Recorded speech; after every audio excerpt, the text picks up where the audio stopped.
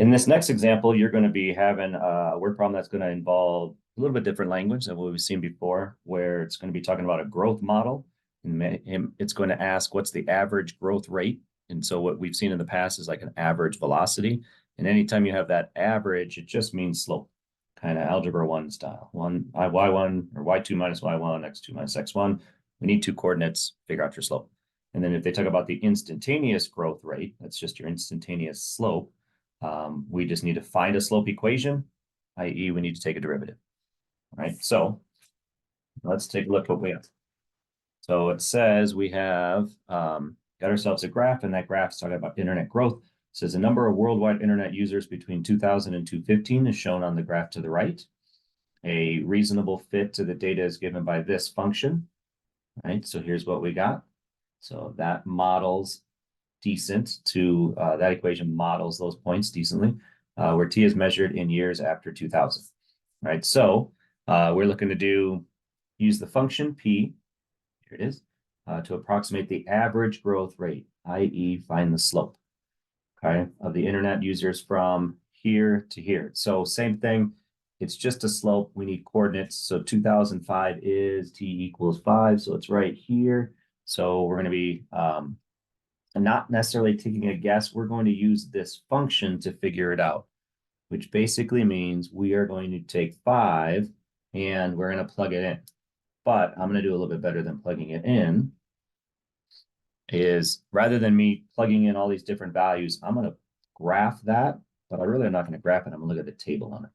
Okay, so I'm going to take 6x squared plus 98x plus 431.2, and I'm going to look at the table on it.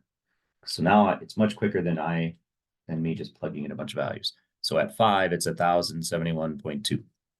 So at 5, it's 1071.2, and at 10,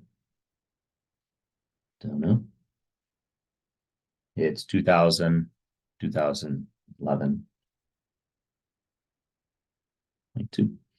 All right, so if it wants to find the average rate of change or average growth rate, we are just going old school slope. So we're going to do y2 minus y1 divided by 10 minus 5. So if we throw that into the calculator, do this math, we're going to get about 188 as an answer. And if we want to make sense of this, it's 188 million users per year. Million users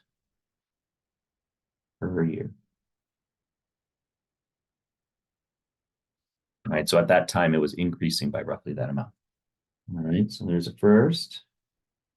Next question, what is the instantaneous growth rate at 2011? So here's 2011. And if it's instantaneous, we are looking for the slope at that point. So let's take the derivative of this so we can find a slope equation. So p prime at t is 12t plus 98. And so we have that, which also now means that we're going to find the slope at 11, which is 12 times 11 plus 98. And if we throw that into the calculator, that slope at that point would be 230 million users, new users per year. All right. And then using a graph utility to plot the growth rate. Okay, so we're going to be graphing that. What does the graph tell you about the growth rate between this and this?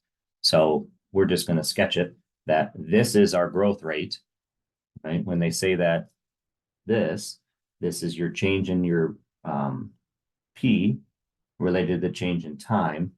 So this IE is what we found, our derivative, which is 12t plus 98. So roughly we have We have this is our time. This is our this is our growth rate.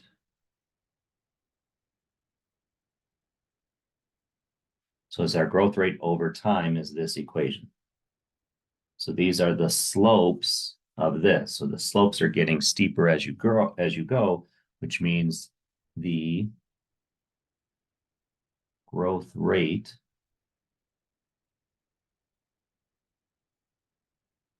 is positive and increasing.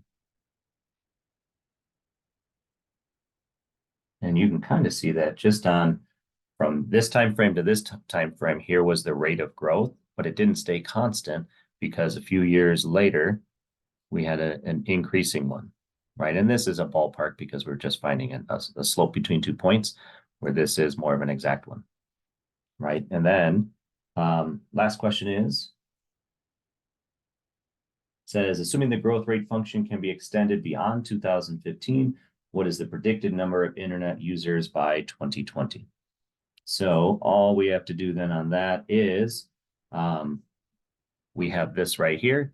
We have our prediction, and that's the point of taking data and turning it into some sort of an equation, because if that data cut off at a certain year, we could make predictions into the future. And so we would really just be looking at E of 20, which would be me just plugging it in, which I have. And so we will just scroll down to 20. So 4791 4791.2. So about and this is in millions. So really, if you have 4,000 million, you are talking about 4.79 billion users by 2020. And we can go and look that up and see if that was actually a decent estimation.